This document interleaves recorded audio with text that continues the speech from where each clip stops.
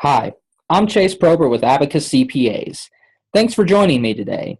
At Abacus CPAs, we put great value on giving our clients the best guidance so they can make smarter decisions. Whether you are a current client or not, I hope this tutorial on estimated tax payments can help give you that guidance. When becoming a lease owner-operator, a driver becomes a self-employed small business owner. As a small business owner, there will be changes with how you're being taxed. As an owner-operator, taxes for state and federal income, FICA and Medicare, or Social Security are not being withheld. Because drivers are self-employed and not employees, it is up to the drivers themselves to save the necessary amount of money for their taxes. Instead of waiting until the end of the year to make one big tax payment, the IRS divides the payment up into 4 quarters, with payments generally being due the 15th of the following month. In order to have enough money saved to make these payments following the end of a quarter, we suggest saving anywhere from 20 to 30% out of each paycheck. The amount coming from your paycheck each week is what you are being taxed on. Saving 20 to 30% of that each week helps cover your federal, state, if applicable, and self-employment taxes. Your self-employment taxes are made up of your Medicare and Social Security. Your state and federal taxes will be dependent upon the amount of money being made, where you live, your filing status, and the number of dependents being claimed. Once the end of the quarter is reached, it is advised that a payment is made to the IRS and to your state taxing agency. You can make payments one of 3 ways: with a direct withdrawal from your bank account, with a debit or credit card, or with a check or money order. You can make payments through a bank account or with a debit or credit card directly on the IRS website.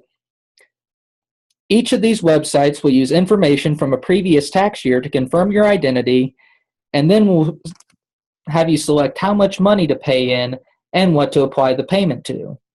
The quarterly payment option should be listed as either a 1040 ES payment or estimated tax payment. If you choose to make a payment with a check or money order, a payment voucher will have to be included with your payment. Payment vouchers should state how much is being paid in and also let the IRS and state taxing agency know where the payment should be applied. Vouchers can be obtained by searching for them online or by contacting the Abacus CPA's offices. Making these payments each quarter is advised for a few reasons. First, any payment made to the IRS is a direct reduction to your year-end tax liability. It is not uncommon for an owner-operator's end-of-the-year liability to be in the range of $10,000 to $20,000 each year. Your quarterly payments are directly subtracted from your year-end total. For example, if a driver's year-end liability is $10,000 and a driver pays $3,000 each quarter, a driver will have paid $12,000 for the year. This would cover their total liability for the year, but would also result in a $2,000 refund. In the same example, if a client were only paying $2,000 each quarter, therefore paying $8,000 for the year, an amount of $2,000 would still be due to the federal government or state taxing agency. In this scenario, even though an amount is still due, the $2,000 figure is much less daunting than the initial $10,000 with additional penalties. The second reason we suggest making a payment quarterly is because each time a quarterly payment is missed, the IRS will assess a penalty for not making a payment.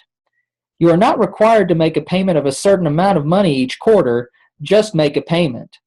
By making an estimated payment, you are both reducing your year-end liability and avoiding the additional penalty that would be added on by the IRS. With these quarterly payments, there are some common misconceptions. One misconception is the IRS's quarterly breakdown is that each quarter runs for 3 months. With this graph, you can see that the first quarter runs from January to March, but the second quarter only covers the months of April and May. The third quarter covers June through August, with the fourth quarter covering the last 4 months of the year. The payments are generally due on the 15th of the following month, but can change if the 15th lands on a weekend or holiday. Another misconception regarding these quarterly payments is that small business owners do not have to file a return for these quarters. Business owners will only be making payments for the quarters. No return is required. You will only be required to file your year-end tax return. One final misconception is that there is a set amount each driver has to pay for each individual quarter. Again, it is merely an estimated payment that is going toward your year-end liability.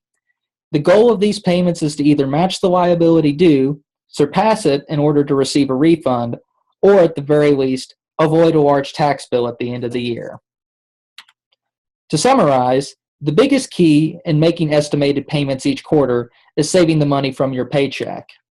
Saving 20 to 30% out of each paycheck and paying the money in at the end of the quarter is a direct reduction of your year-end liability and avoids any additional penalties. That is the conclusion of our tutorial on estimated tax payments. Please understand that the examples I have given today are just examples and may differ based on your personal situation. We would be honored to help you with your specific situation. Feel free to give us a call at 417-380-5000 or check out our other tutorial videos on our YouTube page or at abacustrucking.com.